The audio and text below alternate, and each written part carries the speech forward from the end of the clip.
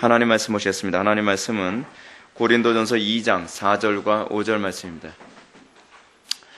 하나님 말씀은 고린도전서 2장 4절과 5절 말씀, 신약성경 265페이지입니다.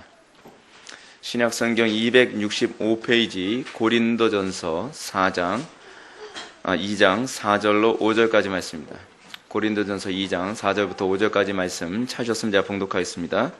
내 말과 내 전도함이 설득력 있는 지혜의 말로 하지 아니하고 다만 성령의 나타나심과 능력으로 하여 너희 믿음이 사람의 지혜에 있지 아니하고 다만 하나님의 능력에 있게 하려 하였노라. 아멘.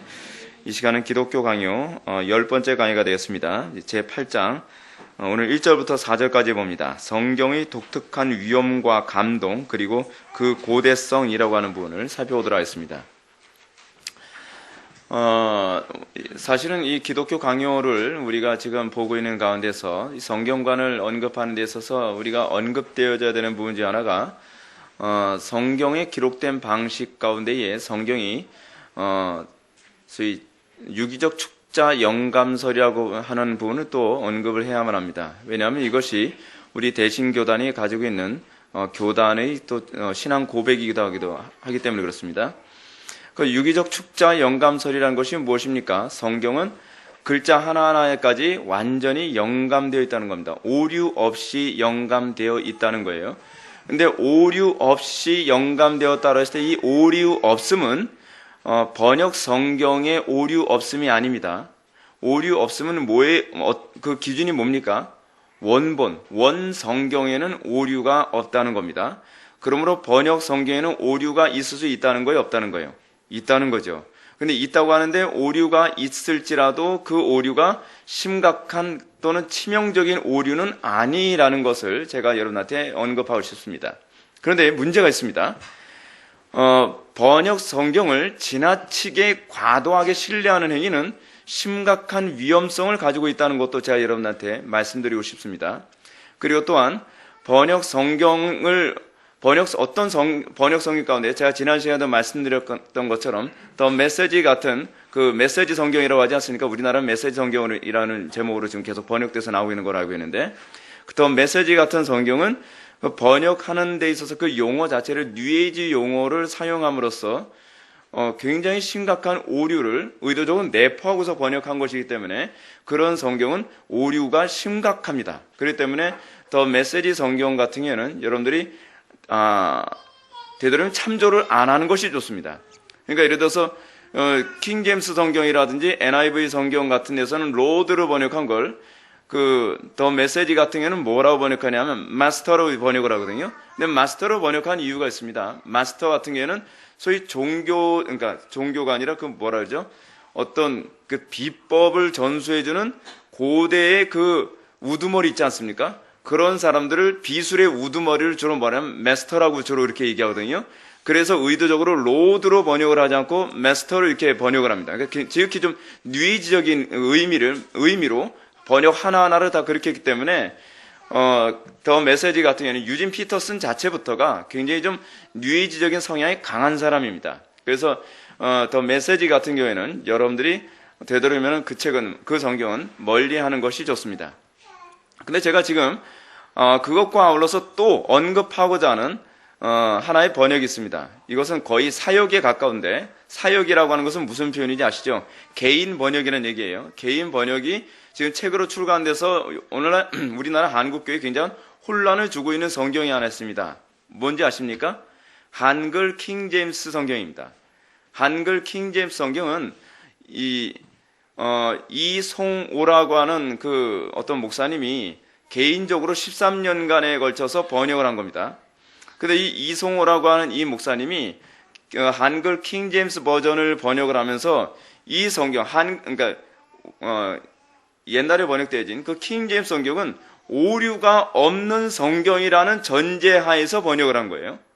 오류가 없는 성경이고 킹 제임스 성경 이외의 모든 성경은 오류투성일 뿐만이 아니라 지극히 왜곡되었고 그리고 사탄이 변개한 성경이다라고 신랄하게 비난을 하고 있어요. 그 이송호라고 하는 이 사람이 얘기하는 그 킹제임스 성경에 관해서 그 사람과 인터뷰를 했습니다. 그러면 당신이 번역한 성경은 이 번역 성경, 그러니까 영어 성경도 아니고 영어를 다시 한글로 번역한, 그럼 몇 번을 번역한 거예요? 원본에서, 제가 이제 좀 이따 말씀드리겠지만, 원본에서 또 하나 그 사본에서 킹제임스 성경, 킹제임스 성경에서 다시 한글로 번역된 거예요.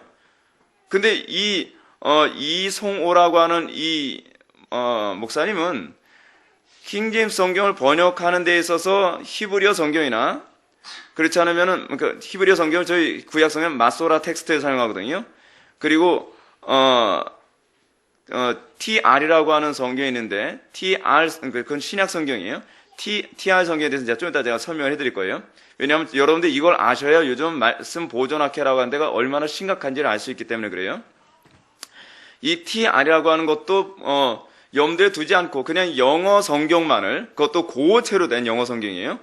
원래 하나의 언어가 한 400년 정도 지나면 그 단어에 대한 의미까지 굉장히 많이 달라지거든요.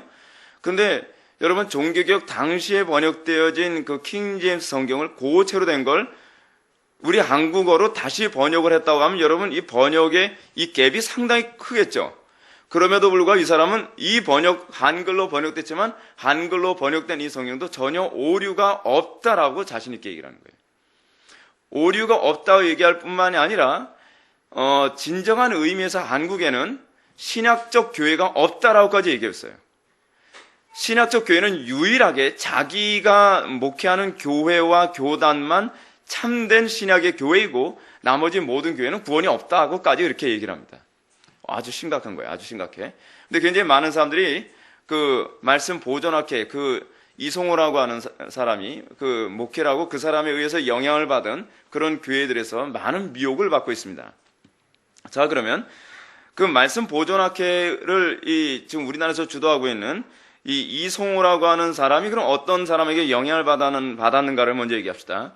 이송호라고 하는 사람이 영향을 받은 사람은 피터 러크만이라고 하는 사람한테 영향을 받았습니다. 근데 피터 러크만이라는 사람이 어떤 사람이냐면 자그마치 책을요 15,000권을 책을 읽었다 그럽니다. 근데 여러분 제가 여러분한테 말씀드리겠는데요, 책 많이 읽은 사람 대단하다고 보지 마십시오. 책을 어떻게 보느냐가 중요한 거지 책을 많이 보는 게 중요한 게 아닙니다. 조금 얘기 들어보면 알아요. 책을 많이 봐도 독선과 그렇지 않으면 자기 편협에 한번 빠지기 시작하면요, 그 많이 보는 것이 오히려 오류로 더 강화시키는 독서가 될 수 있다는 거 이런 데 기억해야 돼요. 그래서 우리가 독서법도 잘 배워야 돼요.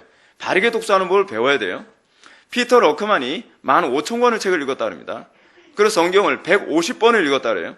150번 읽은 사람 여러분 오히려 좀 위험한 사람일 수도 있습니다. 성경도 무조건 많이 읽는 것이 중요한 것이 아니라 어떻게 읽느냐가 중요합니다. 아주 중요한 문제예요.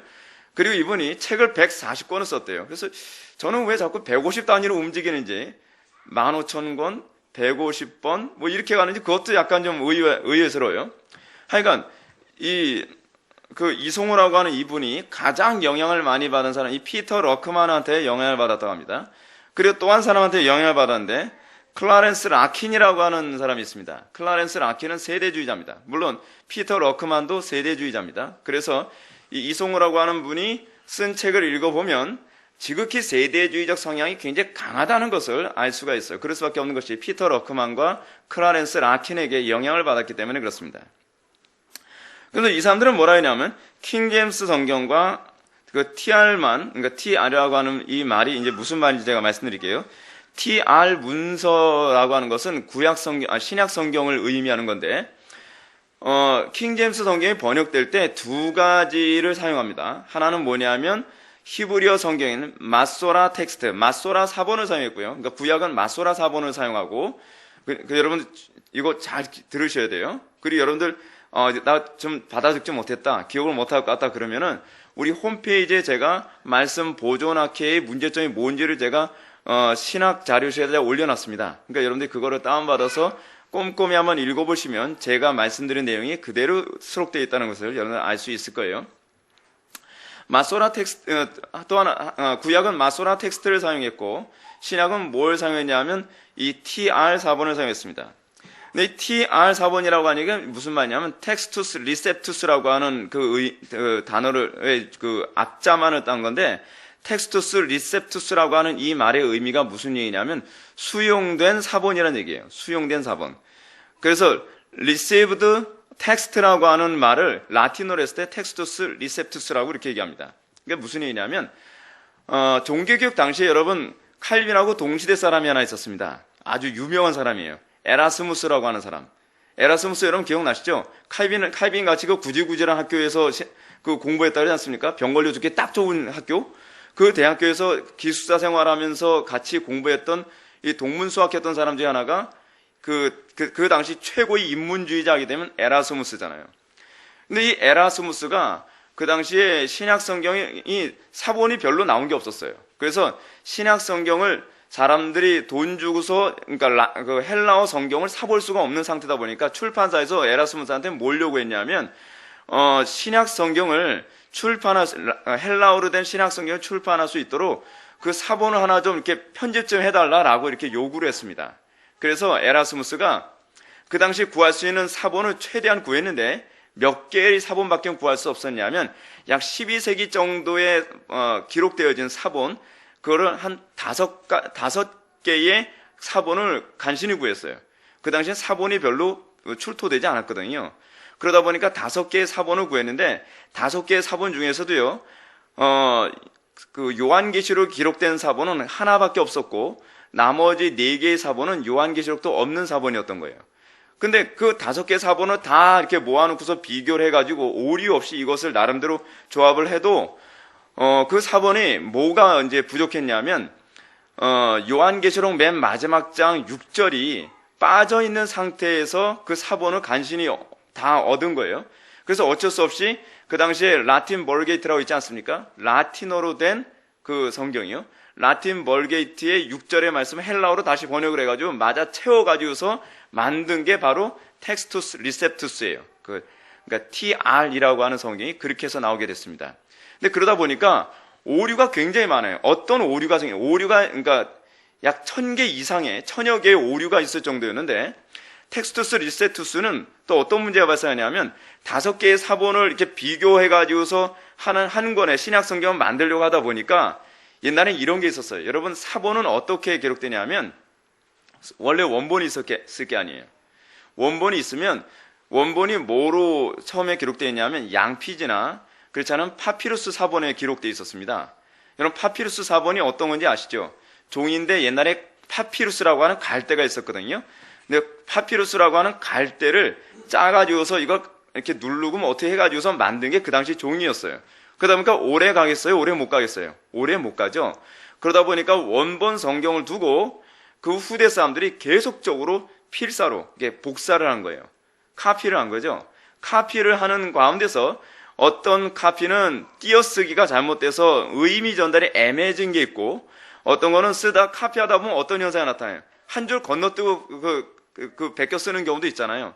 여러분들 해본 적 있잖아요. 그죠? 한참 정신없이 쓰다 보면 한 줄 빼놓고 쓰게 되는 경우도 있고 또 한참 쓰다 보면은 어떻게 잘못해서 철자를 이렇게 잘못 쓰는 경우도 있어요. 그러다 보면 어떤 단어는 철자 잘못되면 단어 의미가 완전히 달라지는 것도 있죠. 그런 일도 생기고 그랬어요. 그런데다가 또 사본을 베껴 쓰는 사람이 베껴 쓰다가 자기 마음속에 감동이 온 거예요. 이 부분은 이런 의미겠구나 라고 해가지고 거기다가 옆에다가 그 자기 사설을 이렇게 적어놓은 것도 있었거든요. 그걸 이제 소위 첨가했다 그래요. 그걸요. 그렇게 첨가해서 써놓게 됐어요. 제가 좀 이따 그 근거를 제가 하나 보여줄게요. 대표적인 그 구절이 하나 있어요. 그렇게 해서 막 써놓은 것도 있어요. 그러면서 그 당시에 사본을 비교해가지고 에라스무스가 성경을 이렇게 딱 정리해가지고 만들었는데 문제는 뭐냐면 사본이 5개밖에 없다 보니까 이게 후대에 첨가된 건지 그렇지 않으면 원래부터 있었던 건지 알 수가 없는 그런 부분이 굉장히 많았던 거예요. 그러던 가운데 지금은 여러분들이 보는 성경이 얼마나 우리가 복된 성경인지 아십니까? 신해산 사본부터 시작해가지고 약 5,400개 이상의 사본이 발굴됐어요. 5,400개 정도 되는 그 사본을 비교해가지고 학자들이 신뢰할 수 있는 부분과 신뢰할 수 없는 부분과 후대에 첨가했다고 하는 부분을 명확하게 다 구분을 해가지고 나온 성경이 지금 오늘날 우리가 보고 있는 성경이에요. 그러니까 여러분 얼마나 우리가 좋은 성경을 보고 있는지 아시겠죠? 근데 이제 문제가 뭐냐 하면 이 킹제임스 성경이 기록될 당시에 그런 부분이 없다 보니까 에라스무스에 의해서 정리한 이 헬라어 사본이 이제 판매용으로 나왔는데 사람들이 헬라어로 된 소위 그 정리되어진 신약 성경은 처음으로 사람들 손에 가게 된 거거든요. 그러니까 그 당시에 인쇄술이 발달했다 했잖아요. 종교개혁 시대에. 그러다 보니까 인쇄에서 나오는 걸 사람들이 엄청나게 많이 샀어요.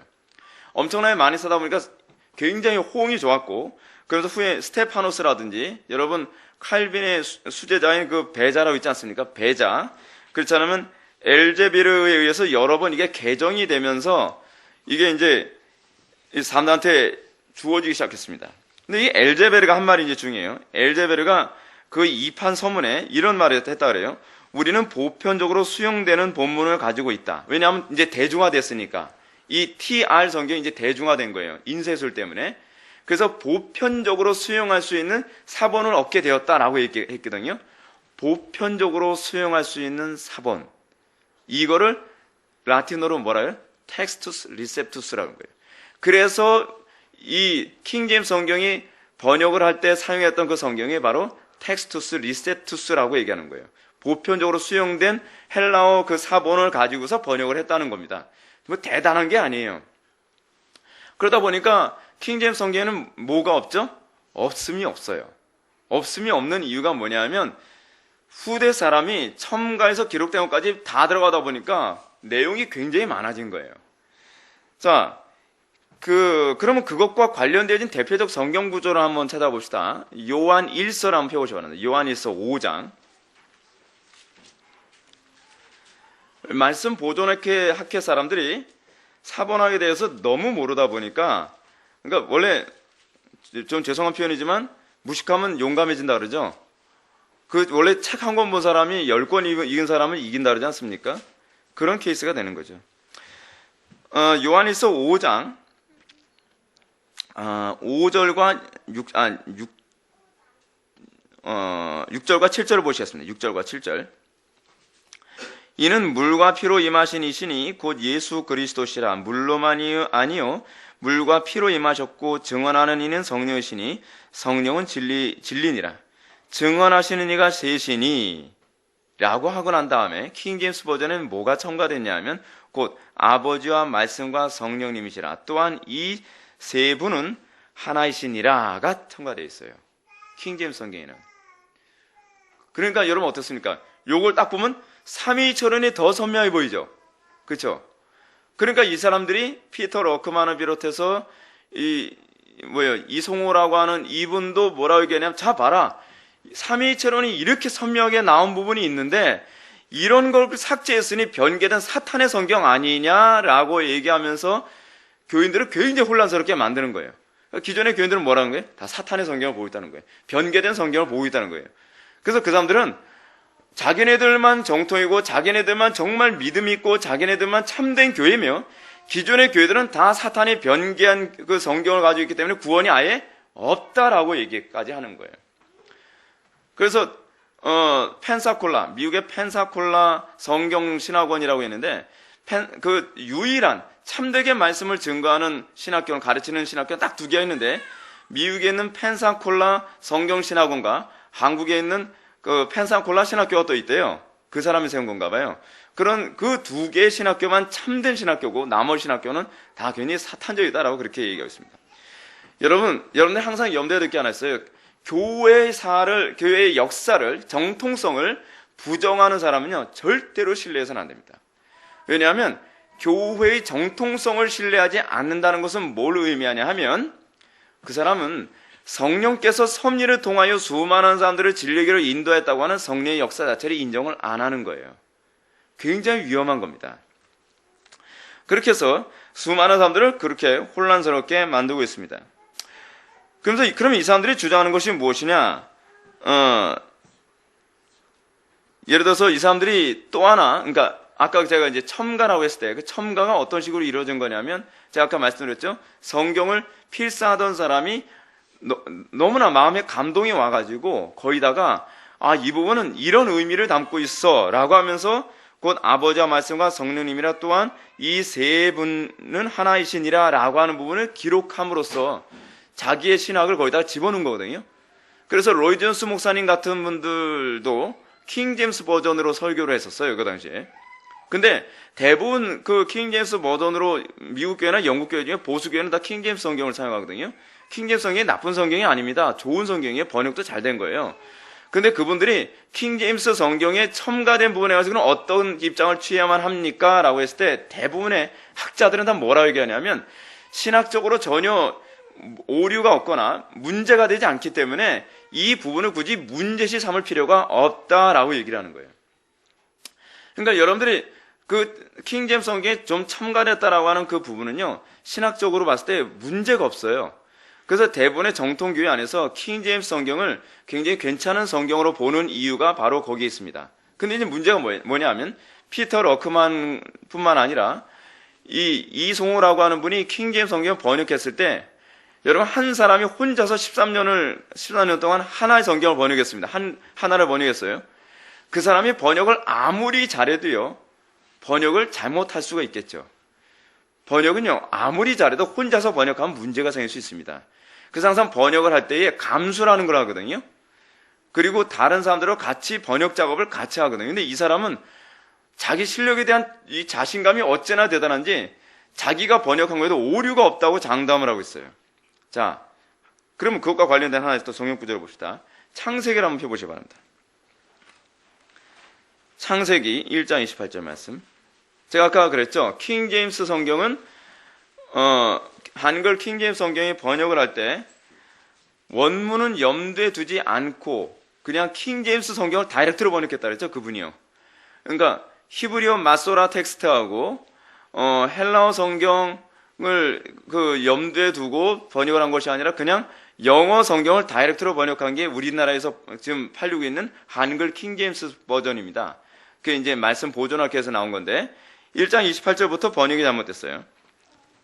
여러분 한번 보시기 바랍니다. 1장 28절 보면 우리 개역 성경에서는 어떻게 번역했냐면 하나님이 그들에게 복을 주시며 하나님이 그들에게 이르시되 생육하고 번성하고 땅에 충만하라 땅을 정복하라 바다의 물고기와 하늘의 새와 땅에 있는 모든 생물을 다스리게 하시니라 라고 했을 때 여기서 무슨 얘기가 나와요? 땅에 충만하라 라고 하는 표현이 나오죠. 땅에 충만하라 라고 하는 표현이 나오는데 여기서 영어 킹 제임스 버전에서는 뭐라고 번역했냐면 and refresh 어떻던가? 제가 이게 글씨를 잘못 쓴 것 같은데 refresh the end라고 이렇게 번역을 한 것 같아요. 제가 글을 잘못 쓴 것 같은데 영어를요. 근데 한글 킹 제임스 성경에서 뭐라고 번역을 했냐면 땅을 다시 채우고라고 번역했어요. 땅을 다시 채우고. 땅을 다시 채우고라고 여러분 이렇게 번역해야 되면 어떤 문제가 발생하냐면 이전에 뭐가 있었다는 거예요. 뭐가 있었는데 그걸 빼버리고 다시 채웠다는 거예요. 그래서 이 사람들은 지금 뭘 주장하냐면 재창조설을 주장해요. 재창조설. 이전에 사탄 때문에 하나님께서 창조하신 것이 다 파괴되어져서 이 아담을 통해서 다시 재창조를 하도록 시켰다는 거예요. 근데 여러분 히브리어에서 여기 채우라라고 하는 이 표현이 히브리어로 말레라고 하는 히브리어를 사용하는데 말레라고 하는 히브리어는요 다시 채운다는 의미가 없어요. 그냥 채운다 또는 가득하게 하다 뭐 그런 의미를 가지고 있는 거예요. 가득하게 하다. 그러니까 이게 이 사람들은 여기서부터 어떤 오류에 빠져버린 거예요. 이 재창조설이 나올 수 있을 만큼 심각한 단어의 오류가 빠지는 거예요. 근데 왜 이런 일이 생기느냐? 자기 독선에 빠진 거래요. 자기 독선에. 그래서 여러분 우리가 정말 조심해야 되는 것이 뭐냐면 나만 옳다고 하는 사람은 굉장히 위험한 사람입니다. 자기만 옳을 수가 없습니다. 하나님께서는 의도적으로 한 사람을 완벽하게 세우지 않으셨어요. 교회에서 안에서도요. 근데 자꾸 어떻게 해요? 이 사람은 자기만 옳다는 거예요. 대한민국에서 자기만 옳아요. 자기만 옳으면 뭐예요? 이 사람은 언제 하나님이에요. 여러분 그래서 항상 우리의 옳고 그름이 항상 어디서 우리가 항상 검증되어져야 돼요? 교회에서 안에서. 그리고 교회에서 안에서 경건했던 다른 사람들과의 관계 안에서. 그래서 여러분 우리가 신앙생활하면서 독선에 빠진 사람 있잖아요. 독선에 빠진 사람. 다른 사람이 잘못됐다 해도 자기는 옳다고 생각하는 거예요. 그게 전형적인 신학이 잘못됐다는 거죠. 신앙이. 항상 우리는 내가 잘못될 수도 있다고 하는 차원에서 어떻게 해요? 다른 사람의 말도 귀를 기울이고, 그리고 항상 교회에서 안에서 정통성 있는 가르침 하에서 자기 자신 항상 점검하는 태도를 견지해야 되거든요.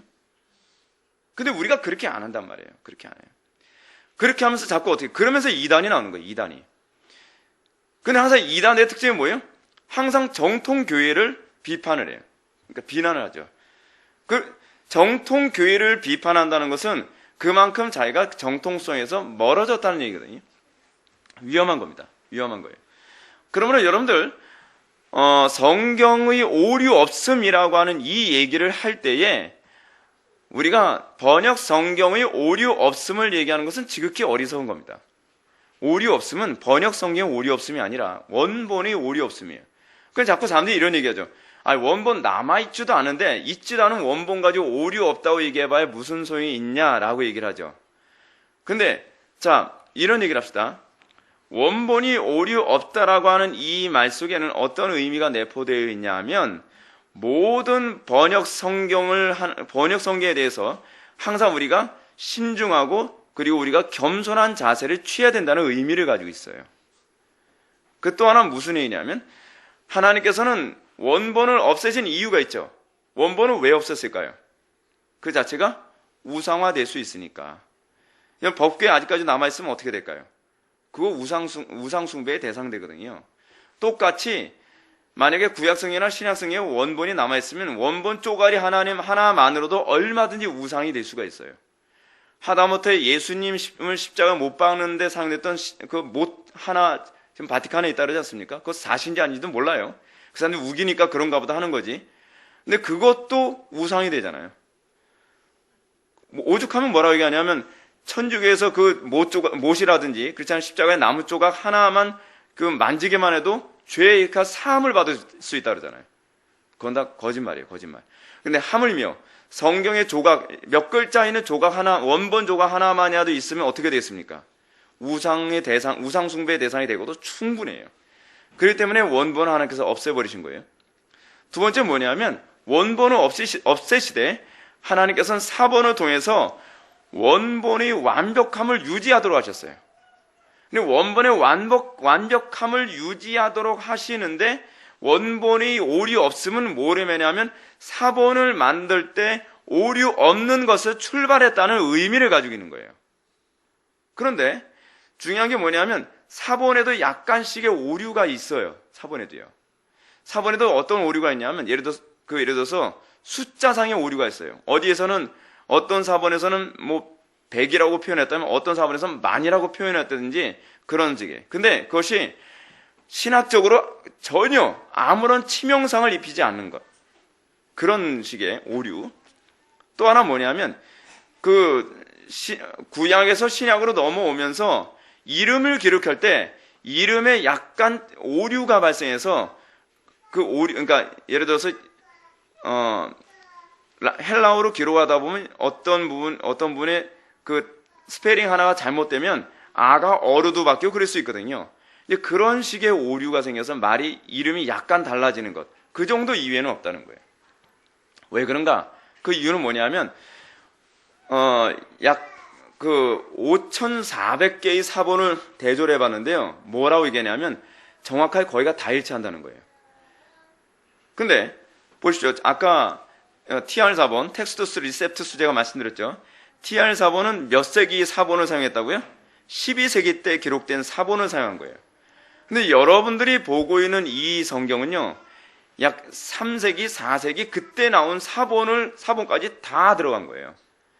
근데 놀라운 게 뭐냐면 최근에 가장 오래된 성경 사본을 발견한 일이 몇 년 전에 있었거든요. 근데 그 가장 오래된 사본을 발견해서 신학계에서는 난리가 났어요. 굉장히 영광스러운 일이니까.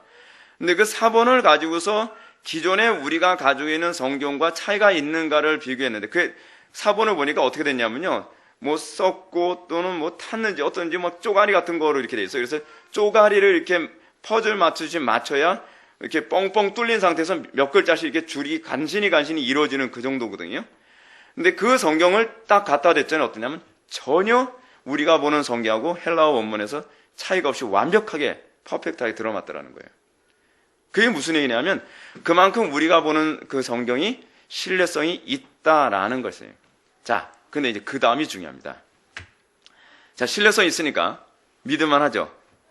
이거는 제가 지금 여러분한테 어디에 호소한 겁니까? 믿음에 호소한 겁니까? 여러분들이 지금 이 믿을만 하다는 걸 이성으로 받은 거예요? 아니면 지금 여러분들이 성령에 의해서 감동으로 믿음으로 받은 거예요? 이성으로 받았죠? 이게 아무짝에 소용이 없다는 얘기예요. 이게요. 그 부분에 관해서 한번 얘기합시다. 여러분들 1절 한번 보시겠습니다. 1절, 인간의 지혜를 뛰어넘는 성경의 위엄이라고 하는 부분을 보면 첫 번째 줄부터 이처럼 인간의 모든 판단보다 더 높고 더 강력한 확실성이 없다면 아무리 논증을 통해서 성경의 권위를 수호하며 교회의 동의로 그 권위를 세우고 혹은 다른 도움을 받아 그것을 확증하려 해도 소용이 없을 것이다 라고 얘기했습니다. 자, 이 얘기가 무슨 얘기냐? 여러분, 성경에 대한 인식이 이성의 권위에 서 있는 것이요, 여러분들에게는 이제 다 알았으니까 난 이제 흔들림이 없어 라고 여러분 그렇게 생각하죠. 근데 이제 또 보십시오. 제가 이런 예를 한번 들어볼게요. 제가 이렇게 쭉 설명을 했습니다. 그래, 이제 나는 어떤 이단 만나도 나는 흔들리지 않을 거야 라고 이제 생각을 했다가 여러분들 믿음으로 받은 것이 아니라 이성의 권위로 받은 거다 보니까 더 많은 자료와 더 많은 어떤 그 논리를 가지고 여러분들 얘기하면 그때부터 여러분들 막 흔들리기 시작해요. 그죠? 그거 여러분들 많이 경험하지 않습니까? 그리고 제가 얘기하는 어떤 권위자의 권위보다 더 높은 권위자의 권위를 가지고 여러분들이 얘기하면 또 흔들리기 시작해요. 또는 저보다 더 많이 배우고 저보다 더 뛰어난 학문적 소양을 가지고 있는 사람이 자기의 이성적 권위를 가지고 더 논리적인 말로 여러분들에게 공격을 하면 여러분들 또 흔들리기 시작해요. 왜 흔들리죠? 그 이유가 어디 있죠? 여러분들이 지금 내가 믿는다라고 수용한 것은 소위 신적인 권위에 굴복되어져서 여러분들이 수용한 것이 아니라 이성적 권위에 수용됐기 때문에 그런 거예요. 이성적 권위는요, 최종 권위가 아니죠. 가장 높은 권위가 아니잖아요. 이성의 권위는요, 이 사람보다 더 높은 이성의 권위를 가진 사람이 있을 수 있거든요. 근데 이 사람보다 더 높은 이성적 권위를 가진 사람이 있을 수 있어요. 그럼 그 사람이, 더 이성적 권위가 있는 사람이, 그리고 더 논리적으로 말을 잘하는 사람이 그 권위를 가지고 얘기하게 되면 뿌리부터 송두리째 흔들리는 거예요. 그러니까 제가 여러분한테 그러죠. 여러분들이 신앙생활을 믿음으로 받지 않으면 여러분들이 아무리 지적으로 잘 배워서 그래, 난 이제 누구 만나도 이제 뭐 흔들림 없고 내가 어디 가도 흔들림 없어. 근데 학교 딱 갔는데 대학교 교수님이, 철학과 교수님, 뭐 이런 분들이 정말 모든 고대 사본 같은 거 다 얘기하면서 뭐 과거에 뭐 신화 어쩌고저쩌고 뭐 이런 얘기하고 그냥 뭐 이 철학자들의 이론을 막 다 가지고서 가르치기 시작하면 어떤 현상이 나타나냐면요, 점점 불신자가 돼가요. 오히려 어떤 문제, 더 심각한 문제가 뭐냐면 당연히 옳다고 생각했던 그 가르침에 대해서 더 심각한 이 반작용과 더 심각한 이 신뢰를 못한다고 하는 그런 반감이 생겨버리고 마는 거예요. 그게 어디서 일어나요? 신학교 안에서. 교회 안에서 목사님한테 어떻게 주로 교육을 받죠? 감리교든, 뭐 성결교든, 장로교든, 뭐 침례교든, 어느 교든 대부분 목사님들한테는 성경은 정황무한 하나님의 말씀이야, 뭐 이런 식으로 배웠는데, 여러분 감리교 신학교 같은데 딱 가게 되면 감리교 신학교에서 사본학 배우는데 여러분 가관도 아닙니다. 감신대, 뭐 그렇지 않으면 뭐 하여간 리버럴한 그런 교단의 신학교 가게 되면요, 가장 먼저 공격을 받는 것이 뭐냐면 성경의 그 무호성에 관한 공격을 상당히 많이 받거든요. 성경에 대한 무호성에 대한 공격을 받으면 신학생들이 송두리째 흔들리는 거예요. 막 나는 교회에서 틀림없이 성경은 하나님의 말씀이고 오류 없는 하나님의 말씀이라고 들었는데, 자, 그 들었는데라고 하는 이 얘기는 무슨 얘기예요? 목사님한테 이성적으로 설득됐다는 얘기예요. 제가 여러분한테 좀 이해하기 쉽게 말씀드린다면, 이성적으로 설득됐는데 신학교 왔더니 목사님보다 이성적인 권위가 더 뛰어난 그 교수님을 만난 거예요. 근데 이성적인 권위가 더 뛰어난 이 교수님이 뭐라 하냐면, 야, 너희들 교회에서 배운 거 다 거짓말이야. 이런 것을 이제 시작을 하면서 내가 근거를 댈게. 그래서 어디 옛날에 어디서 나온 사본, 그래서 뭐 사본에 관한 것도 얘기해주고, 그리고 뭐 어떤 권위 있는 학자들의 뭐 주장도 얘기하고, 뭐 그렇지 않으면 여러 가지 그 고대 근동 설화 같은 거 얘기하고 막 그런단 말이에요. 그러면서 성경 본문을 이제 막 칼로 난도질하기 시작하는 거예요. 그래서 한 번도 고민하지 않았던 어떤 성경 구절 딱 지적하면서 너희들 이 구절 어떻게 생각을 해? 야, 이 구절 이거 상식으로 생각해봐. 신학적으로 한번 따져볼까? 하면서 앞뒤 문맥도 이렇게 하면서 기가 막힌 논리적인 표현 가지고서 얘기하자면 이제껏 내가 알고 있는 게 잘못 알고 있었네. 그러다가 너희들 홍해 바다 건넜다고 홍해 바다가 아니야. 이제 전문 지식이 없는 상태에서 학생한테 이 부분이 이게 이 원문에 무식하니까 그런 거 이제 원문 들이대면서 이제 학생들을 설득하기 시작합니다. 원문에 의하면 갈대밭이야, 갈대밭. 무슨 얘기냐? 홍해 바다를 걷는 것이 아니라 갈대숲을 헤치고 갔다는 얘기야. 이러면서 고대 그 곤동 지방에 있는 어떤 설화 사본 같은 걸 딱 얘기하면서 여기도 그 비슷한 얘기가 있어. 성경에 나오는 이 얘기, 성경에 나오는 이 얘기도 내가 근거를 댈까? 다른 설화, 똑같은 비슷한 설화 또 있어. 그래서 이거 다 지어낸 얘기인데 모세가 지어낸 얘기야 라고도 얘기 안 해요. 모세가 쓴 것도 아니라고 얘기하고 후대에 에스라 같은 사람이 쓴 거다 이런 식으로 막 얘기하는 거예요. 자, 그거에 와서 이제 뒤에서 이제 또 칼빈이 얘기하는데 칼빈은 무슨 얘기냐면 여러분 고대 근동지방의 무슨 설화를 많이 얘기하는데요. 창조에 관한 얘기. 여러분 좀 신학적으로 리버럴한 사람은요. 성경에서 창조에 관한 부분을 설교하면서 문득 신학교에서 했던 표현을 그대로 내뱉는 경우가 있습니다. 뭐냐? 창조 설화라고 하는 표현을 사용하는데 창조 설화라는 표현은 어떤 의미냐면 성경이 믿을 만한 것이 아니라 그냥 설화, 동화 같은 얘기다. 이런 의미예요. 그러면서 이 모세가 뭐 창세기를 기록했는데 이것은 다른 데 나오는 뭐 창조설화하고 거의 비슷한 내용이야 라고 얘기한단 말이에요. 자, 그러면 비슷한 내용일 수 있어요. 이건 여러분들이 먼저 염두에 둬야 돼요. 근데 비슷한 내용일 수 있는데 중요한 건 이방 종교에는 창조설화가 먼저 기록됐냐 그렇지 않으면 모세의 창세기가 먼저 기록됐냐가 더 중요한 거 아닙니까? 그렇잖아요. 근데 흥미로운 게 뭐냐면 모세 오경이 기록되기 이전의 창조설화는 하나도 존재하지 않는다는 거예요. 모세가 이 창세기를 기록할 그러니까 창출 내민신 모세 오경을 기록할 당시가 BC 1500년 이전이거든요. 근데 BC 1500년 이전에 이 창조설화와 관련되어진 그러니까 고대 근동지방의 이방설화는 한 번도 존재한 적이 없다는 거예요. 그 또 하나, 칼빈이 아주 정확하게 잘 지적하고 있는 것 중 하나 뭐냐면, 그러면 모세가 지금 이 창조와 관련하고 또 언약이라든지 그렇지 않으면은 하나님에 대한 신존재에 관한 것을 기록할 당시에 이 기록은 모세가 임의적으로 만들어낸 하나님에 대한 기록이 아니라 이미 아브라함, 이삭, 야곱이라고 하는 모세가 이 땅에 존재하기 이전의 몇 천 년 전에 자기의 조상들이 먼저 언급하던 사고를 그대로 전수받아 기록했다고 한다면 그 세기는 더 앞서간다는 거예요. 그러니까 약 4,000년 전에도 이미 하나님을 그렇게 인식했다는 거죠. 그러면 하나님을 만들어낸 얘기가 아닌 거예요. 하나님이라는 존재가. 그리고 또 하나, 제가 지금 이성에다만 지금 호소하고 있는 겁니다.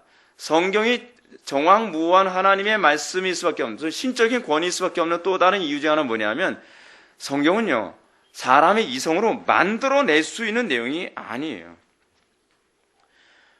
왜냐하면 여러분 고대 어떤 그 문서를 보더라도요, 제가 그런 부분에서 제가 얘기하려고 지금 뭐 준비해 놓은 부분이 있었는데, 여러분 고대 어떤 설화에도 보게 되면요, 무에서 유를 창조한 설화는 없습니다. 우주를 창조할 때요, 무에서 유를 창조했다는 개념. 그러니까 여러분 우리 창세기에서도 처음에 태초 하나님이 천지를 창조하시냐라고 했을 때 베레스트 바라 엘로힘이라고 되어 있잖아요. 근데 베레스트 바라 엘로힘이라고 하는 이 표현이 문법적으로 어떤 의미냐면 아무것도 없는 무에서 유가 창조됐다는 얘기예요. 근데 이런 문법적인 구조를 가지고 창조를 얘기하는 그런 고대 설화는 존재하지 않아요. 그 부분과 또 하나 뭐냐면 여러분 다른 어떤 종교에서요, 인간이 신의 온전함에 도달해야 된다라고 호소하고 가르치는 거 본 적 있습니까? 없어요. 없어요. 이건 기독교에만 있는 개념이에요. 내가 온전하니 너희도 온전하라. 어디서 흉내를 낸 것이 아니고 인간이 창의적으로 만들 수 없는 내용이에요. 인간이 이성에서 벗어나는 내용이라는 거예요. 또 하나, 예정교리. 여러분 예정교리요, 이렇게는 만들 수 있어요. 신이 모든 거 다 예정해 놨다. 근데 모든 거 다 예정해 놨다라고 기록을 하고 가르쳐도 이성으로 납득될 수 있는 수준이에요. 왜냐하면 사람이 만든 건요, 어떠냐면 이성으로 이해가 되고 질문이 안 나올 정도예요. 근데 성경에 나오는 예정 교리는요, 이성으로 이해하는데 한계가 있어요. 왜냐하면 이성을 초월한 개념으로 이 예정을 기록한 거다 보니까 어떤 문제가 발생하냐면 이해가 되는 것 같긴 한데 뭐냐면 이성적으로 이런 부분에선 납득이 안 가거나 충돌을 일으킨단 말이에요. 자, 근데 이 얘기가 무슨 얘기냐면 이성적으로 납득이 안 되는 거는 두 가지일 수가 있어요. 하나 뭐냐면 그걸 기록한 사람이 논리의 한계를 느껴가지고 허술한 부분이 나온 거예요. 그렇게 됐을 경우에는 예정론을 기록을 해도 이성적 납득이 안 될 수 있죠. 왜냐면 모순이 된다는 얘기예요. 그럴 경우에는 어떤 문제, 이것이 오류라고 하는 것은 어떻게 할 수 있냐면 이 논리의 통일성이 없어져 버려요. 무슨 말인지 여러분 아시겠죠? 아무리 지연한 얘기라도 오류에 빠지면 통일성이 없어져 버려요. 근데 우리가 이 성경에 나오는 예정론은 어떠냐면 통일성에는 위배가 되지 않는데 희한하게 이성으로는 납득이 안 돼요. 전체적으로 보면은 오류가 없는 것 같은데 부분적으로는 이성으로 납득이 안 돼요. 그럴 경우 우리는 뭐라 하냐면 내 이성을 초월했다라고 보는 거예요. 근데 우리처럼 평범한 사람의 이성을 초월하면 우리가 머리가 나빠서 그런가 보구나. 그냥 우리가 그렇게 생각을 하는데 인류 역사상 당대 최고의 이성을 가졌다고 하는 사람도 성경에 나오는 예정론은요, 이해의 영역에서 다 벗어났다고 인정을 하고 있는 거예요. 그 얘기는 무슨 얘기예요? 사람의 작품일 수가 없다는 거예요. 이게 초이성적이다 보니까 제가 여러 데서 설명하기도 어려워요. 또 하나, 삼위일체 교리도 그렇습니다. 삼위일체 교리도 여러분 신약 성경의 통일성으로 딱 보게 되면 오류가 없이 기록됐어요. 왜냐하면 여러분 생각해 보십시오. 구약 성경이 몇 년 동안 기록됐다고요? 약 1500년 동안 기록됐다 그랬죠. 근데 구약 성경을 기록한 사람의 기자가 몇 명이라고요? 기록자가 한 40여 명이라고 한단 말이에요. 근데 40여 명이라고, 그러니까 1500년 동안 약 40여 명의 기자가 성경을 기록을 했는데 이제 문제가 뭐냐면 40여 명이 기록하게 되면 예를 들어서 삼위일체는 속된 말로 어떤 사람이 그냥 자기 상상력으로 삼위일체 하나님을 기록했다고 칩시다. 그러면 딴 사람도 흉내낸다고 하더라도 그런 식으로는 똑같이 흉내 못 내겠죠. 근데 신기한 게 뭐냐면 40여 명의 기록자가 구약 성경을 기록하고 신약 성경을 또 사도들을 비롯해서 사람들이 다 기록을 했는데 신구약 성경 전체에서 삼위일체 하나님에 대한 표현에 오류가 없이 일관성이 전체가 맞는다는 거예요. 그러면 1500년 그리고 1세기, 그러면 성경이 기록된 게 전체가 한 1600년 정도의 기간 동안 기록된 거 아니에요. 그런데 오류가 없어요. 이런 면에서 통일성이 있어요. 그렇다면 이건 하나님이 직접적으로 성경을 기록하는 사람에게 개입했다고 밖에는 이해할 수밖에 없는 거잖아요. 그리고 성육신의 교리도요, 제가 개인적으로 봤을 때 성육신의 교리는 그리스 로마 신화에서 나오는 그리스 로마 신화에도 성육신에 관한 개념이 있죠. 신이 육신을 입고 이 땅에 와요. 그게 그리스 로마 그래서 여러분 헬라 철학을 좀 공부했다는 사람들은 뭐라고 하냐면 기독교가 헬라 철학에 영향을 받아가지고 신화를 그렇게 만들었다라고 생각을 하는데, 여러분 제가 좀 시간이 가더라도 요 얘기 이제 잠깐 해드릴게요. 헬라 철학에서 얘기하는 신관하고 기독교의 신관은 완전히 다릅니다. 뭐냐면 헬라 철학에서의 신은 어떤 개념이냐면 소위 사람이 신이 되는 거예요. 그게 헬라 철학이에요. 그러니까 헬라 철학에서는 신이 된다라는 개념이 뭐냐면 그러니까 이성적으로 고양되면 그것이 신이 되는 거예요. 그래서 이런 철학이 잘 내포되는 것이 뭐냐면 이거 그리스 신화 얘기까지 잠깐 해야 되는데, 그러니까 제가 짧게 얘기할게요. 여러분 그리스 신화에 보게 되면 이런 얘기가 나오죠. 티탄신 계열하고 올림푸스 신 개념이 나온다. 이거 얘기가 길어지게 생겼네. 큰일 났다. 티탄신이 뭐냐면 여러분 거인들 신 있죠? 타이탄이라고 하는 영화도 나왔잖아요. 저도 아직 못 봤는데 요즘 극장에서 그리스 신화 가지고서 영화를 만든 것 중에 타이탄이라고 하는 영화인데 그 타이탄이 뭐냐면 거대 신을 타이탄이라고 합니다. 영어식 발음은 타이탄이고 그 로마식으로 하려면 티탄인가 봐요. 티탄 신계열하고 올림푸스 신들하고 전쟁을 했습니다. 전쟁을 해가지고 누가 이겼냐면 올림푸스 신들이 이겼거든요. 근데 올림푸스 신들이 이겼는데 그 중에서 최고 우두머리가 누가 됐냐면 제우스가 이 올림푸스 신의 우두머리가 됐어요. 근데 올림푸스 신의 우두머리가 됐는데 문제가 뭐냐면 제우스의 와이프가 있는데 그리스 로마 신화에서는요, 신과 신이 결혼해서 신이 나온다는 보장이 없고 또 신과 인간이 결혼해서 또 인간이 나온다는 보장이 없어요. 그래서 그리스 로마 신화에서는 독특한 게 뭐냐면 신과 인간이 결혼했는데 때로는 신이 나오기도 하고 신과 인간이 결혼했는데 때로는 사람이 나오기도 해요. 근데 여러분 그리스 로마 신화에 인간에게 불을 가져다 주는 신이 있죠. 그 신 이름이 뭐였더라? 프로메테우스. 프로메테우스라고 하는 신이 있죠. 프로라고 하는 말이 앞으로라고 하는 그런 의미를 가지고 미리라고 하는 그런 의미 있고, 메테우스라고 하는 의미가 어떤 의미냐면 안다라고 하는 의미를 가지고 있거든요. 그래서 이 프로메테우스가 왜 프로메테우스냐면 선견자예요. 미리 앞날을 내다보는 존재라는 의미예요.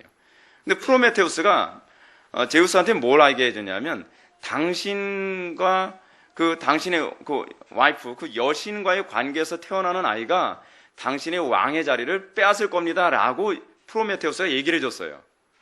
그래서 제우스가 고민한 거예요. 자기 와이프가 임신을 했는데 얘가 태어나면 틀림없이 내 왕권을 빼앗을 테니 어떻게 하면 좋겠는가. 근데 프로메테우스가 뭐라고 얘기했냐면 틀림없이 자기 와이프를 통해서 나오는 애라고 했거든요. 그러면 와이프를 통해서만 안 나오면 되겠구나 라고 해가지고서 자기 와이프를 계속 이렇게 조그맣게 줄입니다.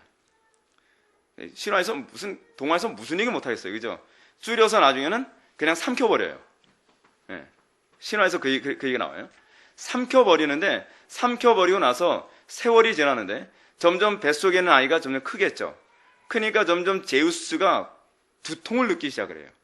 두통을 느끼기 시작해서 소위 수술을 잘하는 신이 있거든요. 그 신한테 내가 머리에 두통이 너무 심한데 고쳐달라 했더니 고를 이렇게 쪼개가지고 이게 회고를 열으니까 거기서 여신이 나와요.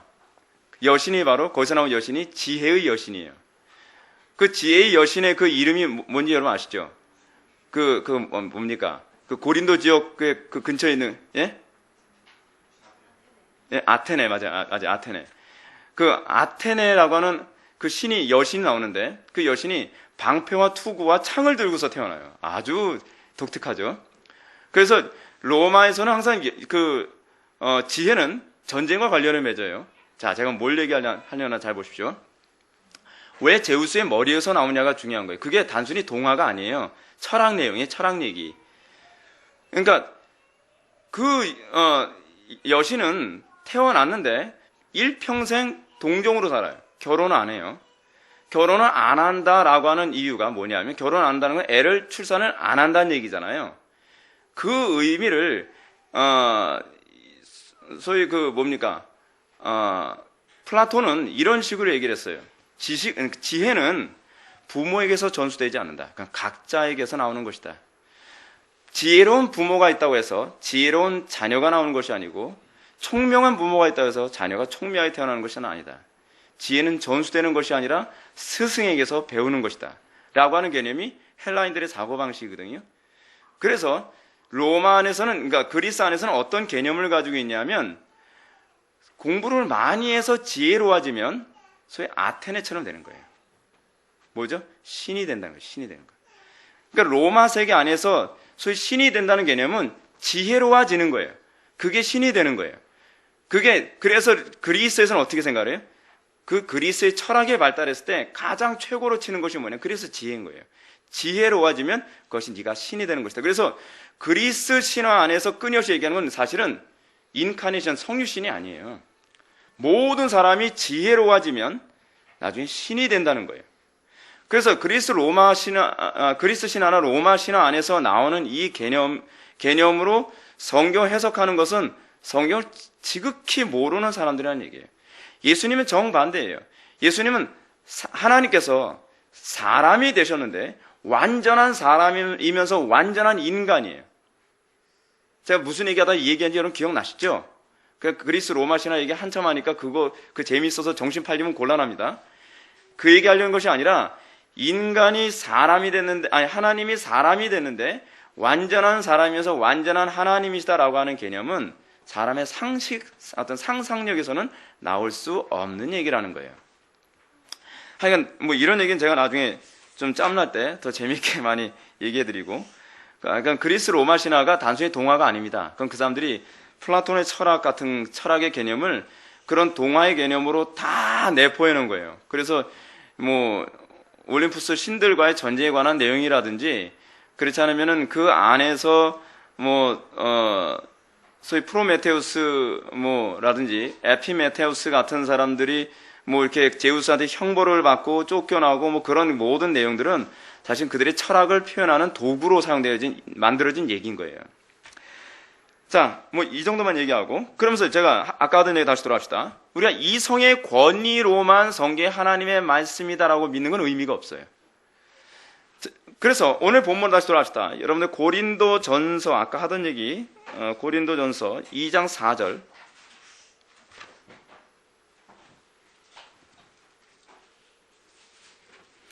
고린도전서 2장 4절 말씀. 사도 바울이 여러분 복음을 전하는 데 있어서 어떻다고 합니까?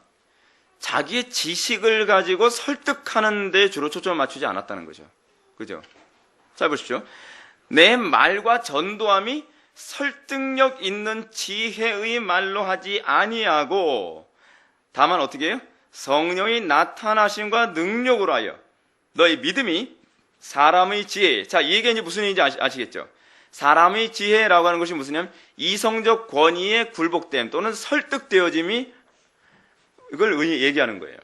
그러니까 사도 바울은 궁극적으로, 여러분 우리 개혁교회가요, 우리 개혁주의를 추구하는 교회들이 너무 이성주의로 빠지면 곤란하다는 얘기가 바로 이거예요. 결코 사도 바울적이지가 않아요. 이성적으로 설득된다고 해서 여러분들이 기독교인 되는 거 아니에요. 여러분들이 이성적으로 설득되면, 여러분들 저보다 더 이성적 권위가 있는 사람을 만나면 여러분들은 반드시 신앙을 버리게 되어 있어요. 그것이 오늘날 신학교 안에서 비일비재하게 일어나는 일이에요. 옛날에 감신대에서 그런 일이 있다고 그러지 않습니까? 변선한 교수가 예수의 피가 개 피하고 다를 바 하나도 없다, 그런 얘기를 하는데 아무 신학생들도 분노하지도 않았어요.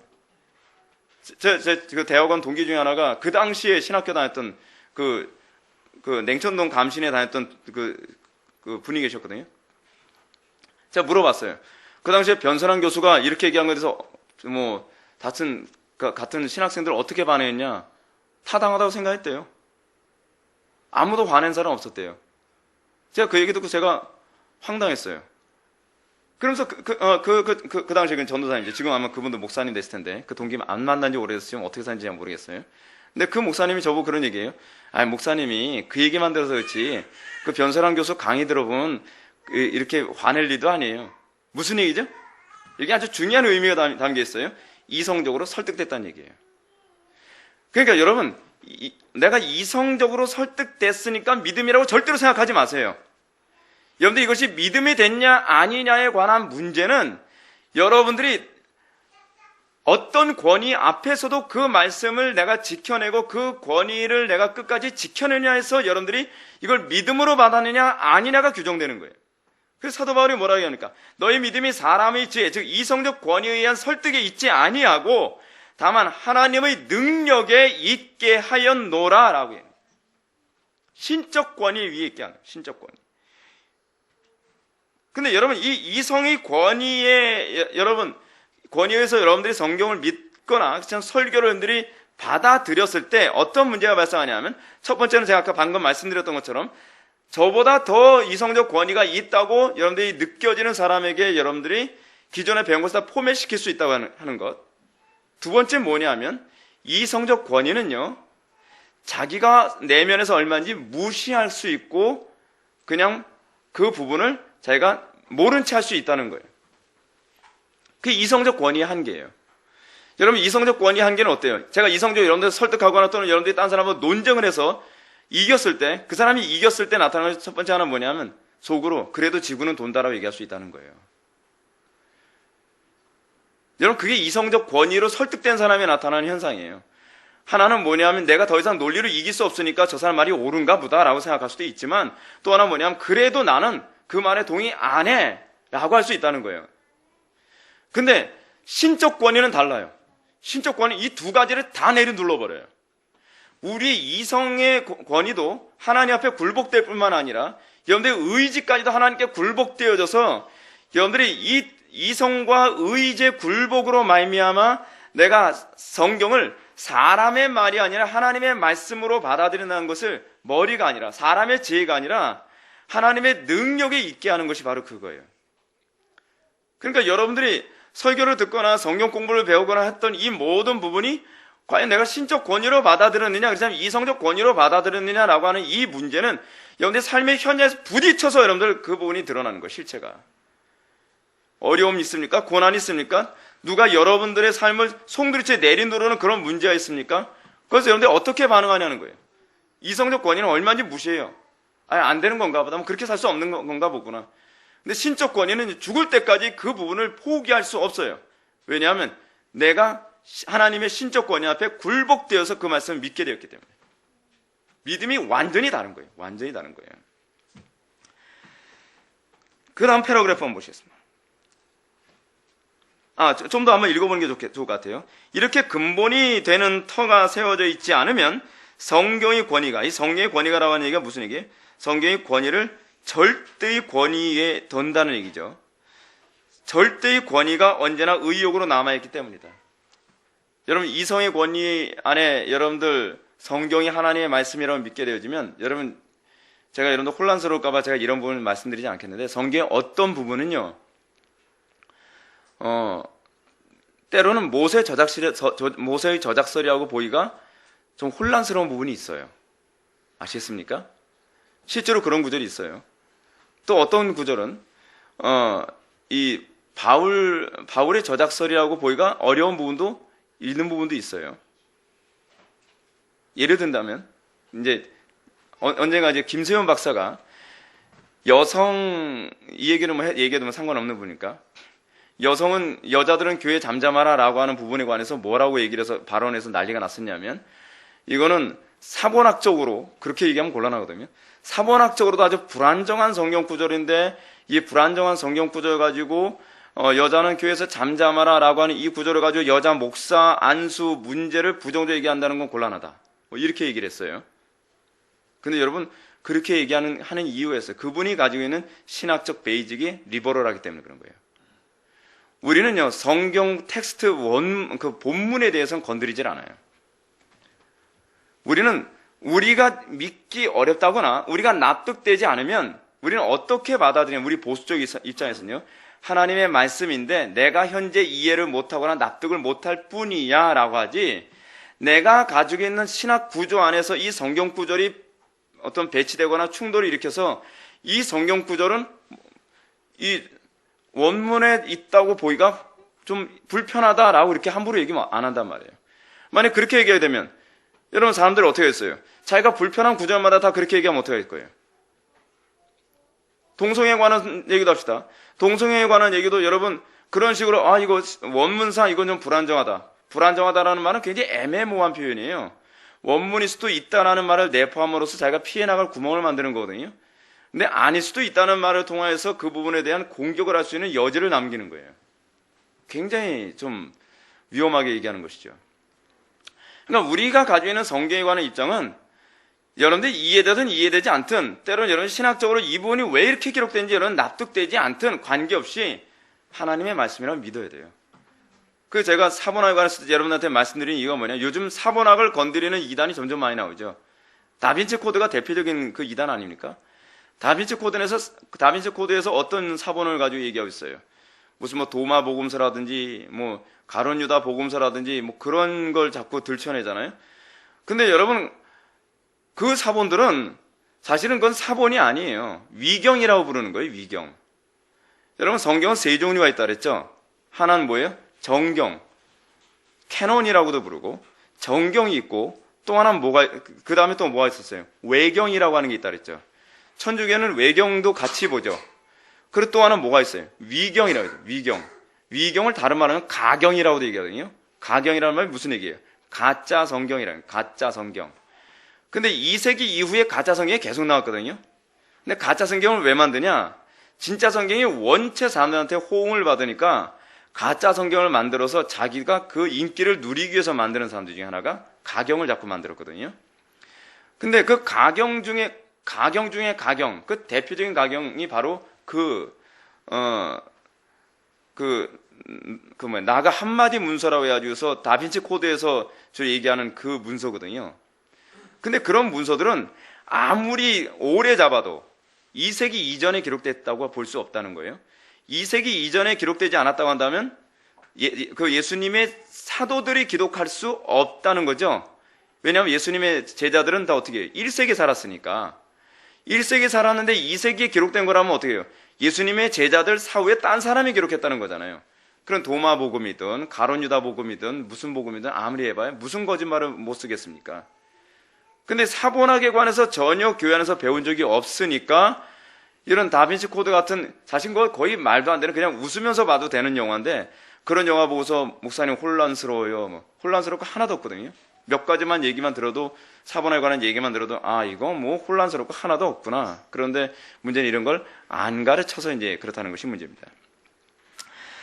자, 그 다음 패러그래프 봅시다. 성경이 권위를 받아들인 후에 면밀히 성경을 공부해 나가면서 신적 지혜의 경륜이 성경 속에 그렇게도 잘 정리되고 배열되어 있는 것이다. 그 가르침에 속된 것이 하나도 없고, 이 부분이 이제 중요하죠. 그 가르침 속에 속된 것이 하나도 없고 완전히 하늘의 성격으로 가득한 것이나 각 부분이 모두 다른 부분들과 아름답게 조화로 이뤄요.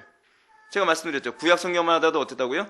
1400년, 1500년 동안 40여 명에 의해서 기록된데도 불구하고 어때요? 각 부분이 모든 부분이 아름답게 조화를 이뤄요. 교리적으로 충돌을 일으키지 않아요. 이건 정말 놀라운 일이에요.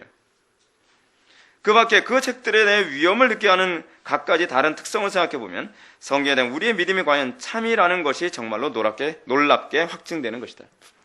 여러분, 요즘에 교회 안에서 대부분의 교인들은 성경이 정황무한 하나님의 말씀이라고 믿었다가 이단들을 만나면서 그 성경이 정황무한 하나님의 말씀이라고 하는 믿음 자체가 송두리째 흔들려가지고 이단으로 가는 사람들이 굉장히 많이 있거든요. 그거 왜 그러냐? 그 사람들은 성경이 정황무한 하나님의 말씀이라는 걸 머리로만 믿고 있었던 거예요. 실제로는 자기의 마음으로는 인정을 안 한 거예요. 이 부분에 관해서 제가 한 가지 더 말씀드릴게요. 성경이 정황무한 하나님의 말씀이라고 믿지 않는 또 다른 방식 하나 더 말씀드릴게요. 그것이 뭐냐면 직관이에요. 직관. 은사주의.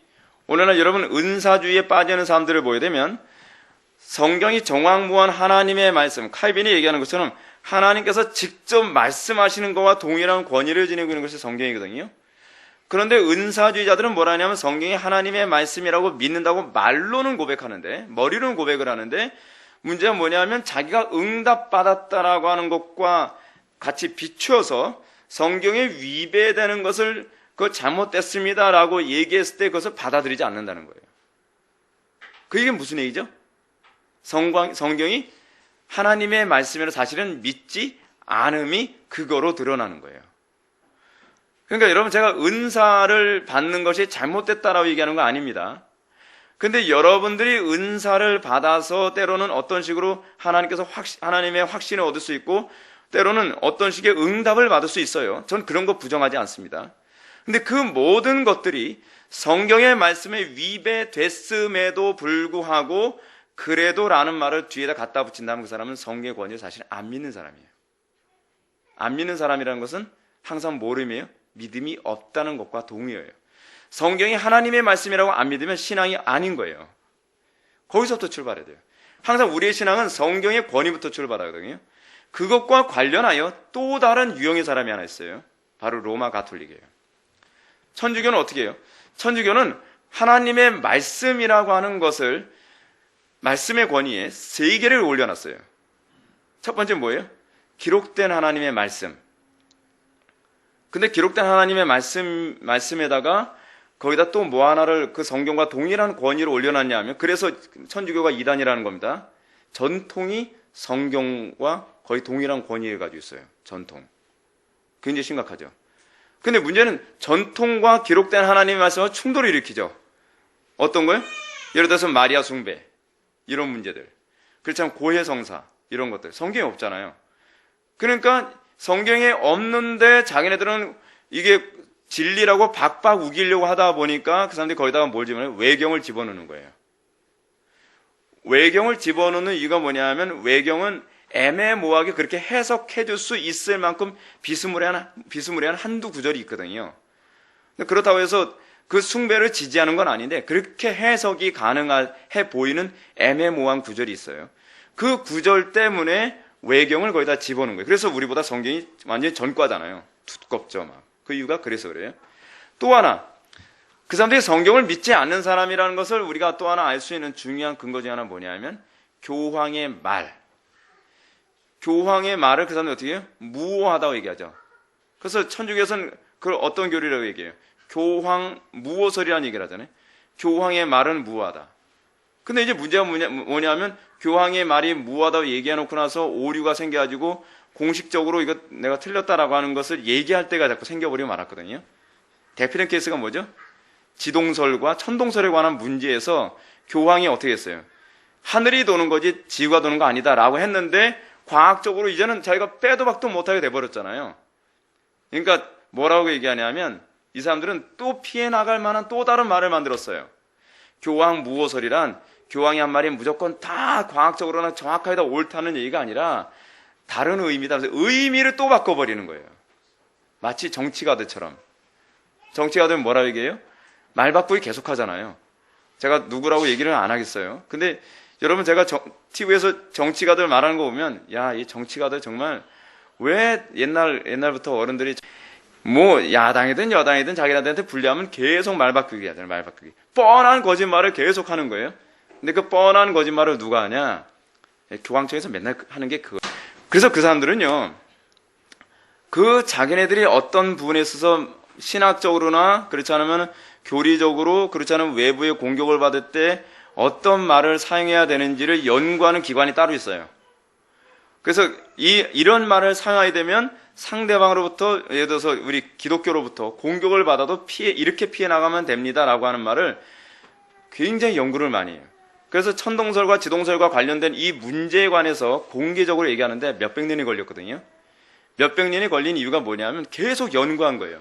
자기네들의 교황 무오설에도 흠집이 일어나지 않고 그렇다고 하면서도 과학으로 이미 입증된 걸 부정하지도 않으면서 이걸 우린 뭐라 그러죠? 정치적인 발언이라고 하죠. 정치적인 발언. 이런 단어 하나를 어떻게 사용해야 우리가 이 흠집이 생기지 않을까를 연구하는 기관이 있어요. 바티칸 안에. 그래서 여러분 바티칸에서 사용하는 언어를 보면 굉장히 정치적입니다.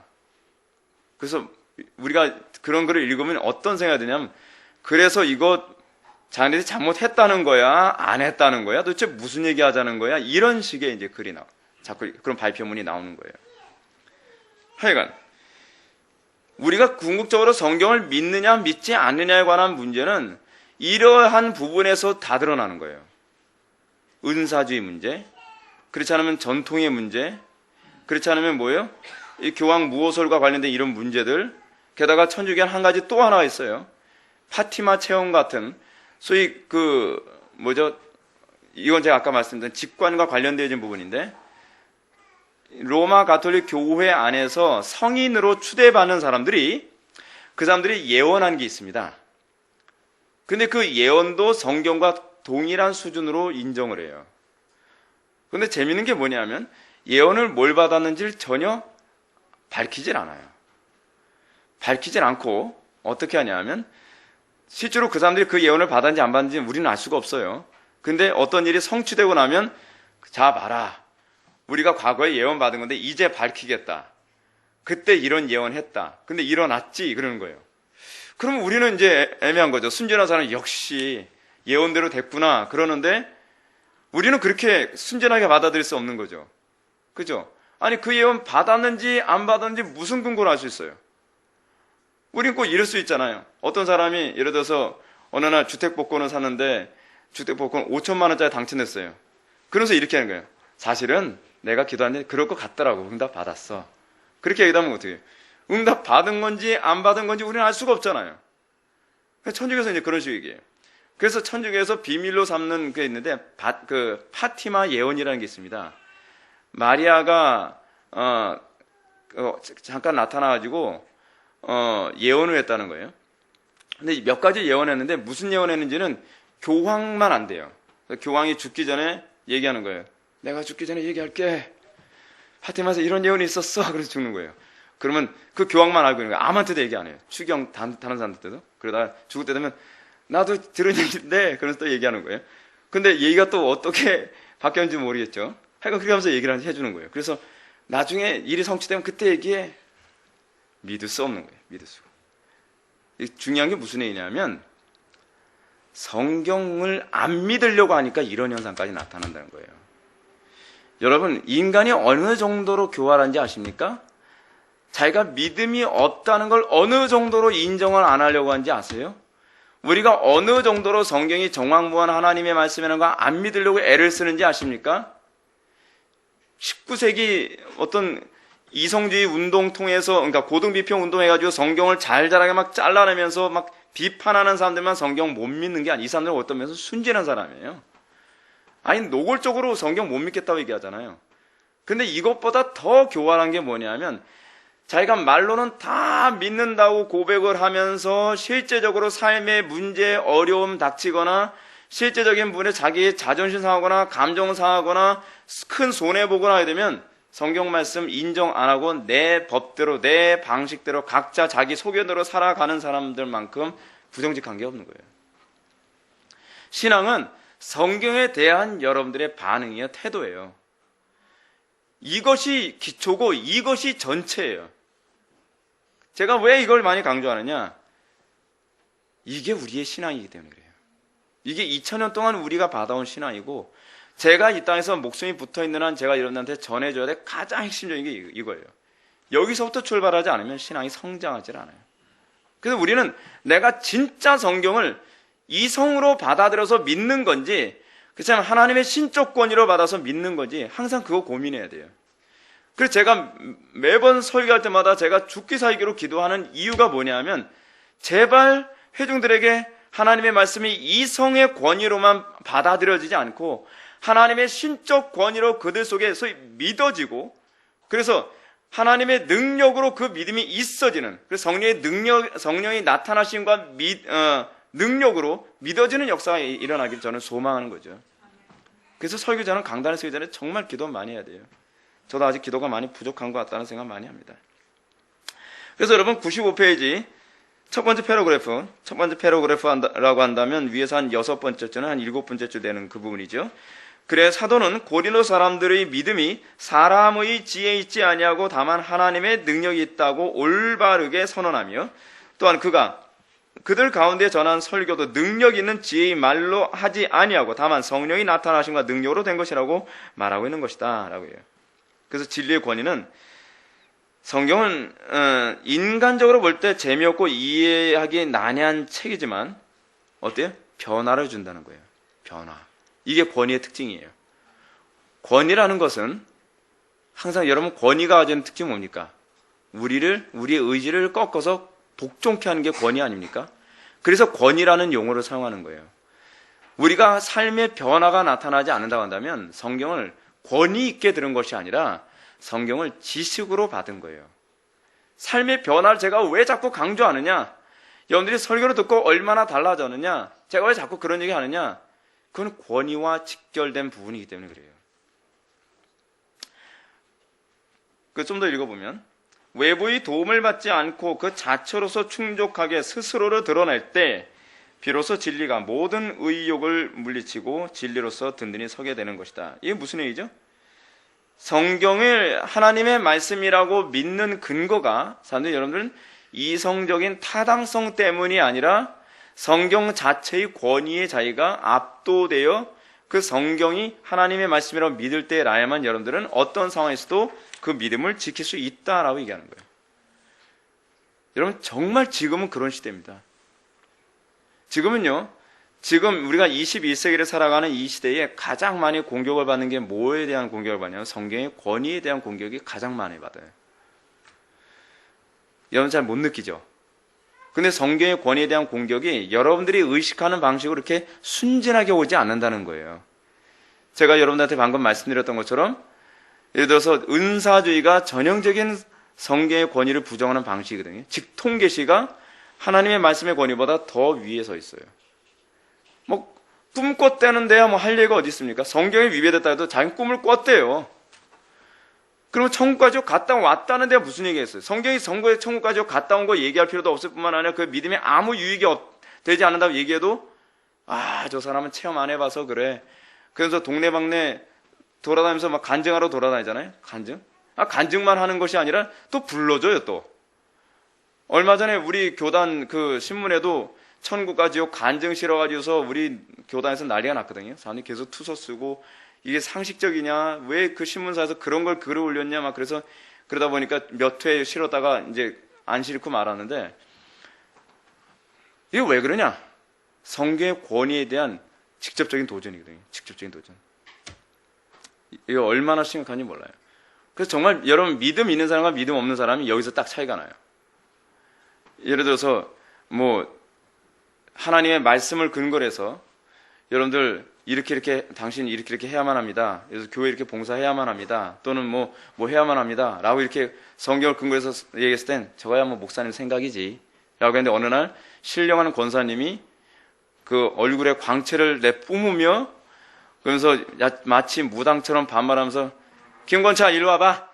나 기도해봤는데 이거 해야 돼. 아멘. 곧바로 순종해. 제가 그걸 한두 번 그거 본 게 아니에요. 그래서 제가 이리 와봐. 아니 내가 성경을 근거로 가지고 얘기할 땐 말을 안 듣다가 아니 그 권사님이 응답받았다 얘기하는데 그 순종은 뭐예요? 근데 한 얘기가 하나님이 또 하라시니까 직접 말씀하시는데 어떻게 안 할 수 있어요? 여러분 그게 신앙인 것 같죠? 그게 하나님의 권위를 인정하는 것 같죠? 그게 불신앙입니다. 진짜 신앙은 성경의 권위를 인정하는 게 참된 신앙입니다. 근데 우리나라는 이 무속신앙이 발달해서 그 교회 안에 그게 많아가지고 성경의 권위를 가지고 얘기했을 땐 그 권위를 우습게 봐요.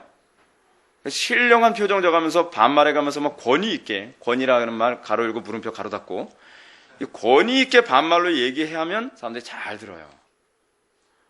그리고 이 신사적으로 얘기해도 말 잘 안 들어요. 그 반말로 얘기해도 말을 잘 듣는 건 또 뭡니까? 그 하나님이 막 신적 권위를 같이 막 하면서. 그래서 여러분 기도원 같은 데 가면 그러지 않습니까? 굉장히 말 안 듣고 막 거기서 제가 더 확신한 게 뭐냐면 교회 안에서 맨날 난장판 치고 막 교만하고 막 누구 말도 듣지 않은 아나무인 같은 사람이 기도원 딱 가서 기도원 원장이라는 사람이 딱 대면하면서 오집사 문제스 왔지? 그러면 어떻게 하셨지? 문제 없으면 오겠어요? 그죠? 그래서 또 교회에서 문제 일으켰구만.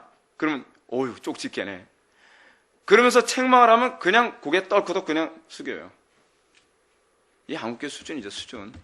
성경의 권위 앞에서는 그렇게 안 하고 소위 무속신앙적 권위를 가지고 얘기하면 거기에 고개 푹푹 숙이는 거예요.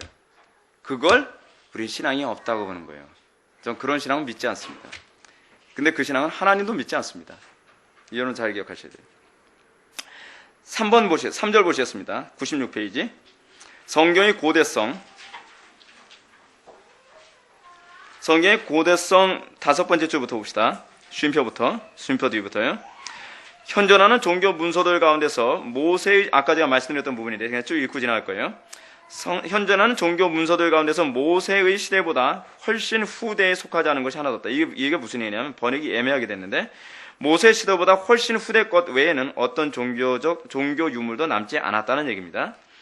그런데 모세도 새로운 신을 소개한 것이 아니다. 그는 다만 이미 오래 전부터 시대마다 족장들을 통해서 전수되어 내려와 이스라엘 백성들이 받아들인 영원하신 하나님에 관한 교회를 명확하게 제시하신 것에 지나지 않는다. 그는 이스라엘 백성들을 아브라함과 더불어 시작된 그 언약에게로 다시 인도한 것 외에 아무것도 한 일이 없다. 그가 만약 과거에 전혀 들어보지 못한 내용을 제시했다면 이스라엘 백성들에게 인정을 받지 못했을 것이다. 그렇죠? 그러면서 97페이지 두 번째 줄. 그리고 400년이라는 기간에 대해서도 그들이 이미 가르침을 받았을 가능성이 높다. 그러니 모세 자신도 다른 모든 저술가들보다 시기상 훨씬 고대에 속하는데 게다가 모세 자신의 교의가 그렇게 머나먼 근원에서부터 전수돼 내려온 것이라면 고대성에 있어서도 성경이 여타 다른 저작들을 완전히 능가한다는 것이 분명해지는 것이다. 무슨 얘기죠? 모세가 다른 어떤 고대 저작을 보고 베껴 썼다든지 흉내낸 것 절대로 아니다라고 하는 것을 아주 논리적으로 잘 표현한 겁니다. 4절 요거 한번 이제 마치겠습니다. 모세의 예에서 나타난 성경의 신빙성. 두 번째 패러그래프 밑에서 다섯 번째 줄부터 보시겠습니다. 그는 이렇게 쓰고 있다. 시몬과 레위는 형제요, 그들의 칼은 폭력의 도구로다. 네호나 그들이 모의에 상관하지 말지어다. 내 영광아 그들의 집회에 참여하지 말지어다. 그는 이런 수치스러운 사실에 대해서 침묵함으로써 자기 조상은 물론 자기 자신과 온 가문을 그런 치욕으로에서 구할 수도 있었을 것이다. 무슨 얘기죠? 여러분, 여기서 지금 칼빈이 얘기하는 것이 뭐냐면 소위 인본주의 역사가들과 여러분 우리가 지금 성경이 보이네 그거 잠깐 우리가 보지 않았습니까? 그래서 여러분 창출 레미시는 어디에 들어간다 했어요? 역사와 관련을 맺고 있다 그랬죠. 역사를 기록한 겁니다. 근데 역사를 기록할 때 원래 인본주의 역사가들은 역사를 어떻게 기록할까요? 주로 역사를 기록할 때 자기 입맛에 맞는 부분만 기록을 합니다.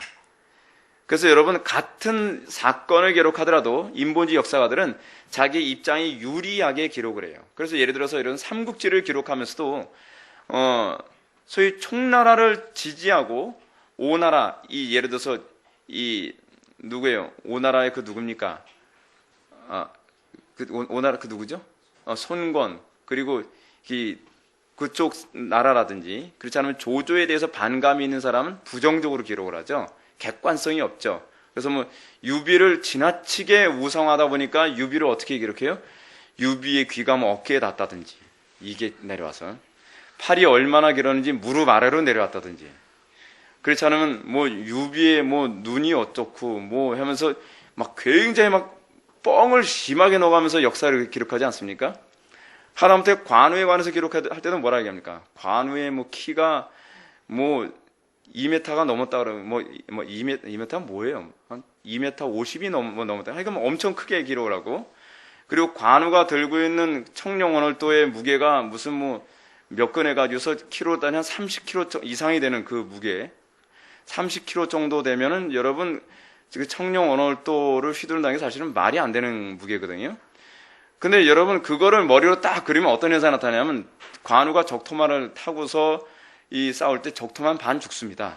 그 몸무게로 관우 몸무게를 지탱하기도 힘든데 거기다가 청룡 원월도를 휘두르면 진짜 허리 휘어지는 겁니다. 근데 더 웃기는 게 뭐냐면요.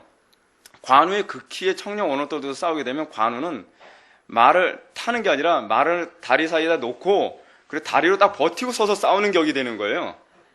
이거 완전히 그림이 안 맞죠? 근데 왜 그런 식으로 소설을 쓰죠? 그게 역사를 기록하는 방식이에요. 자기 유리하게 뻥도 집어넣고 가미하게. 근데 지금 모세는 기록할 때 그렇게 기록을 하지 않은 거예요. 자기 수치스러운 자기 조상. 소위 모세의 최고의 조상이 누구예요? 레위잖아요, 레위요. 그럼 레위 지파 사람인 모세가 레위에 관해서는 좋게 표현해야 되는데 전혀 그렇게 표현하지 않아요. 굉장히 수치스러운 내용을 썼을 뿐만 아니라 수치스러운 예언까지도 가감없이 기록했다고 하는 것은 그가 하나님의 신의 감동을 받지 않고서는 가능했겠느냐라고 하는 부분을 지금 논증하고 있는 겁니다. 인본주의 역사 기술자들의 관점처럼 보지 말라는 얘기를 하고 있는 거예요. 98페이지 우리가 방금 봤던 4절의 밑에서 셋째 줄만 보고 마치겠습니다. 이처럼 율법서의 이곳저곳에서 우리는 모세가 과연 하늘로부터 온 하나님의 사자였다는 분명한 증거들을 접하게 된다. 그렇게 함으로써 성경의 기록이 정말 하나님의 신적 권위를 가지고 있고 그들이 하나님의 신에 붙들려서 사심 없이 하나님의 말씀을 기록한 것이 분명하다라고 하는 것을 칼빈은 논증하고 있습니다. 지금 제가 여러분한테 이성을 호소하면서 여러분한테 이런 얘기를 드렸지만 여러분들이 듣는 이 성경은 반드시 신적 권위에 의해서 여러분들의 마음속에 감동이 되어야만 합니다.